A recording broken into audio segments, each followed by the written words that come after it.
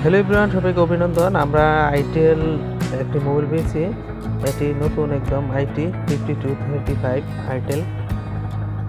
এটি আমরা মেমোরি সোল্ট এবং সিম কার্ড কীভাবে সেটি খুলতে হয় এবং সেটি কীভাবে কি আমরা খুলে দেখলাম। তো এক্ষেত্রে পিন ব্যবহার করবেন। আমরা একটি পিন দিয়ে অবশ্যই খুলে নেবেন। এই যে পিন লাগিয়ে একটু দাদা দিলেই ভিতরে প্রবেশ করবে এবং সেটি খুলে নেবেন। মেমোরি,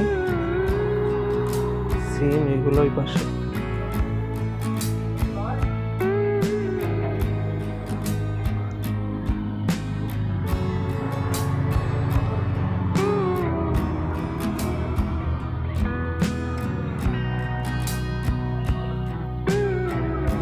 একদম নতুন আঙ্গিকে এই যে মেমোরিটি হাতে নিলাম। এখন সিম টিমও কোনো কানেকশন নেই।